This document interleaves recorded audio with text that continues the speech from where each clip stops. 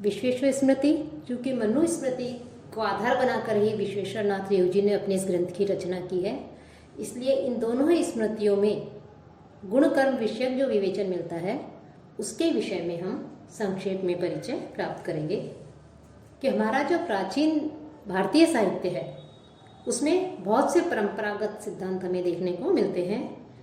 उनमें से एक त्रिगुणात्मक सिद्धांत भी जो है वो भी एक महत्वपूर्ण अपना स्थान रखता है।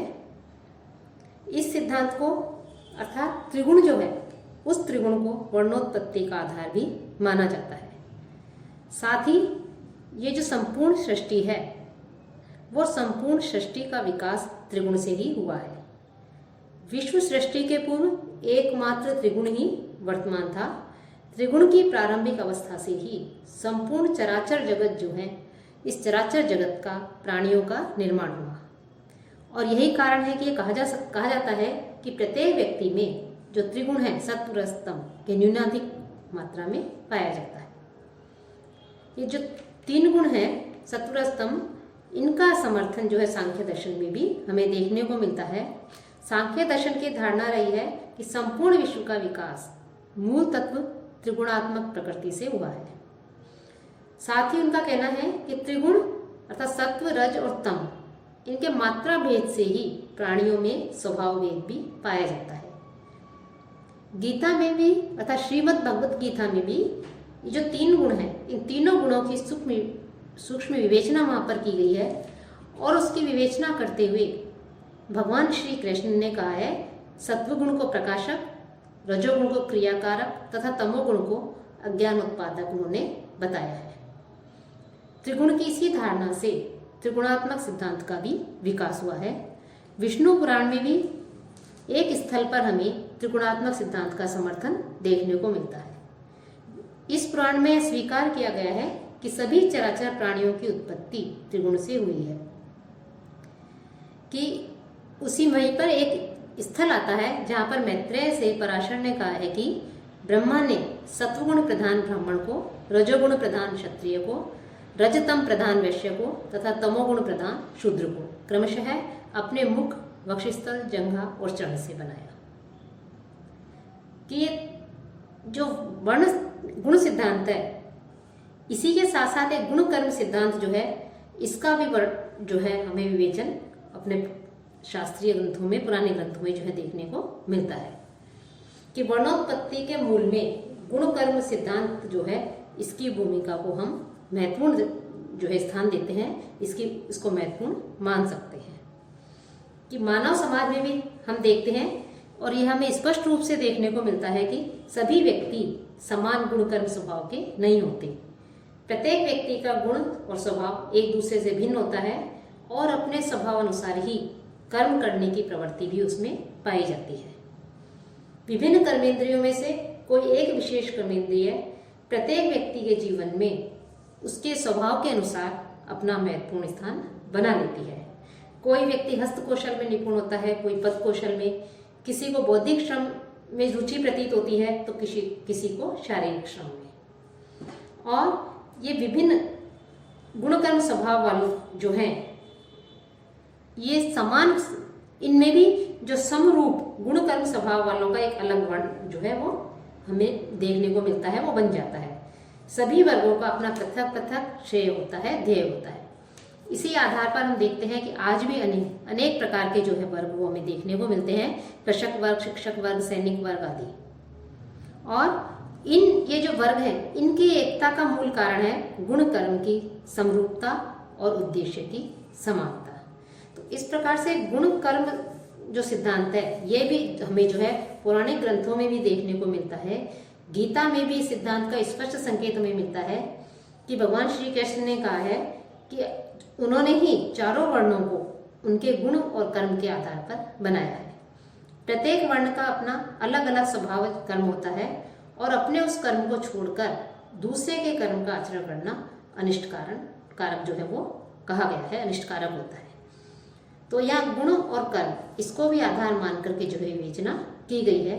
तो जहाँ तक मनु और विश्वेश्वर नाथ रेवू जी का प्रसंग उठता है तो विश्वेश्वर स्मृति में भी मनु के समान ही प्रकृति के जो 3 गुण बताए गए हैं, सत्व रज और तम, इन तीनों गुणों का हम विवेचन किया गया है। मनु ने जहाँ त्रिगुणों के कारण देवत्व, मनुष्यत्व और तिर्यकत्व, इन 3 प्रकार की गतियों का तथा उत्तम, मध्यम और अधम, इन 3 अप्रधान गतियों का उल्लेख किया है, वहीं विश्वेश्वर स्मृति में उत्तम, मध्यम तथा अधम, ये 3 प्रकार की गतियां मान करके 3 गुणों वाली जो सृष्टि है, उस सृष्टि के जो है 9 भेद उन्होंने बताए हैं। उनका कहना है, उन्होंने कहा है कि सत्वेन तु गतिम श्रेष्ठाम रजसा मध्यमा पुनः तमसा अथ अधमाम यान्ति लोके लोकः सुनिश्चितम्। साथ ही उन्होंने आगे कहा है कि गुणत्रयमयी सृष्टि उत्तमा अधम मध्यमे ही भेदे ही विभज्यते चात्र नवधा नत्र संशय है। उन्होंने कहा है कि धर्म प्रधान सत्वगुण, अर्थ प्रधान रजोगुण और काम प्रधान जो है वो अर्थात इच्छा प्रधान जो है वो तमोगुण होता है, इनमें उत्तरोत्तर त्याज्य है।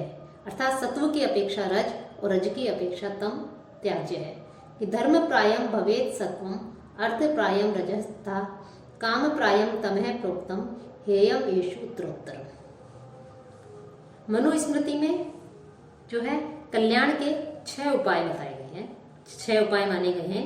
वेदाभ्यास है, तपो ज्ञानम, इंद्रियाणाम च संयम है, अहिंसा गुरु सेवा च निःश्रेयस्करम परम। और विश्वेश्वर स्मृति में कल्याण के 7 स्थान जो है वो माने गए हैं। विद्या जो है वो उसके लिए कह रहे हैं, विद्या ज्ञानम ऋषिकाणाम संयमो गुरु सेवनम धर्म निष्ठा तपो अहिंसा इत्यमुनि श्रेयसाम पदम। अर्थात विद्या, ज्ञान, इंद्रियों का दमन, बड़ों की सेवा, धर्म में आस्था, तप और अहिंसा, ये जो है कल्याण के स्थान बताए गए हैं, कल्याण के साधन है।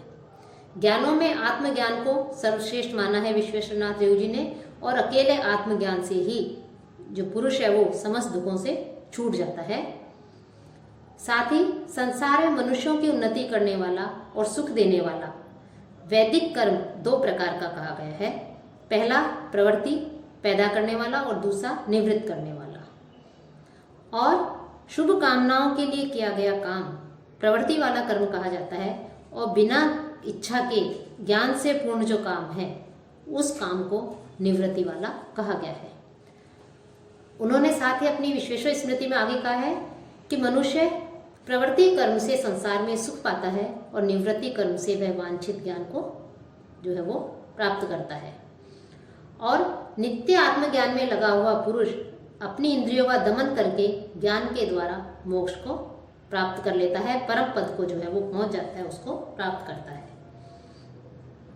कि कर्म विवेचन जो है वो कर्म विवेचन मनुस्मृति और विश्वेश्वर स्मृति, इन दोनों ही स्मृतियों में जो है समान हमें देखने को मिलता है। कायिक, मानसिक और वाचिक, इन तीनों प्रकार के कर्मों को शुभाशुभ जो है फल देने वाला कहकर के कर्म करवाने में मुख्य प्रेरक तत्व उन्होंने मन को ही माना है। विश्वेश्वर स्मृति में यह भी कहा गया है कि जीवात्मा जो है वो संसार में अपने कर्मानुसार फल भोगता है, अतः मनुष्य जो है उस मनुष्य को उत्तम कर्म करने चाहिए। उन्होंने कहा है कि ये जो मन है, ये मन वाणी और शरीर से होने वाले अशुभ कर्म है, इसलिए निश्चय ही इनके फलों जो है उन फलों को भोगने का कौन भोगता है? जीव। इन फलों का भोग करने वाला जो है वो जीव है। जीवात्मा अपने किए हुए कर्मों के अनुसार परमात्मा से प्रेरित होकर संसार में रहता है और अपने कर्मों का अच्छा और जो बुरा फल है उस फल को भोगता है। जीव संसार में अपने अच्छे कर्म का अच्छा और बुरे का बुरा और साधारण का साधारण फल प्राप्त करता है। इसलिए बुद्धिमान मनुष्य वही है जो उत्तम कर्मों के लिए कोशिश करे और बुरे कर्मों को यहाँ पर निश्चय के साथ दूर से उनका त्याग कर दे। इस प्रकार से जो विश्वेश्वरनाथ देव जी हैं, उन्होंने इस संसार में अपने कर्म के अनुसार फल को उपभोग करने के लिए कहा है। साथ ही उत्तम कर्म करने के लिए ही मनुष्य जो है उस मनुष्य को प्रेरित किया है कि मनुष्य जो है वो हमेशा उत्तम कर्म करे, अधम कर्म की ओर जो है वो नहीं जाए। कि अतः उत्तम कर्मार्थम धीमान यत्नम समाचरेत अधमानी त्यजेत यत्र नूनम कर्माणि दूरतः। और उत्तम पुरुष जो है कौन है कि जो मन, वाणी और शरीर के कामों पर नियंत्रण रखता है वही उत्तम पुरुष है। मनो वाग देह कार्येषु यह करोति नियंत्रणम स एव पुरुषः श्रेष्ठो विज्ञेयश्च अत्र पंडित है। तो इस प्रकार से विश्वेश्वर स्मृति में जो है और मनु स्मृति, इन दोनों में ही कर्म और गुण विषयक विवेचन जो है, हमें 3 प्रकार के गुण माने गए हैं प्रकृति के, सत्व, रज और तम। आत्मा इनका आश्रय लेकर ही चर और अचर में रहता है, और जिसमें जिस गुण की अधिकता होती है वह उस गुण वाला माना गया है। और दूसरे गुण भी निश्चित रूप से गौण रूप में उसमें रहते हैं, लेकिन जिसकी प्रधानता होती है वह वही गुण वाला माना गया है। और सत्व गुण का ज्ञान, रज का राग और द्वेष जो है, तम रज का ज्ञान और द्वेष और तम का अज्ञान जो है वो लक्षण जो है यहाँ पर बताया गया है। दोनों ही स्मृतियों में कहा गया है कि मनुष्यों के द्वारा जो आत्मा में जो शांति, निर्मलता, पवित्रता अनुभव की जाती है वह सत्वगुण है। साथ ही इच्छा, अशांति, वैर प्रतीत होता है जिन विषयों के प्रति, वो निश्चित रूप से रजोगुण है। और अच्छे बुरे की पहचान का अभाव, अस्पष्टता, विषयपन, विचार शक्ति की हीनता, उसे जो है तमोगुण कहा गया है। ज्ञान प्राप्त करना, धर्म में प्रीति, इंद्रियों का वशीकरण, पवित्रता और बिना कामना के अच्छे काम, इनको जो है सत्वगुण का फल बताया गया है। तो गुण और कर्म विषयक विवेचन ये भी जो है दोनों ही स्मृतियों में मिलता है।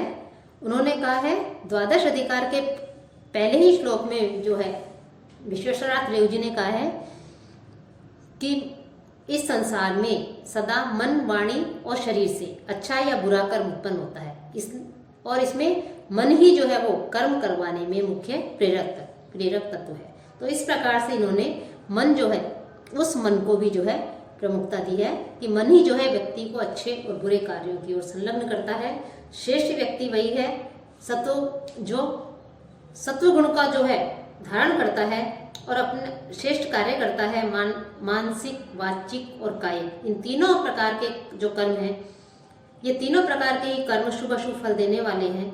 लेकिन और इनको कर्म करवाने में मुख्य जो तत्व है वो मन है।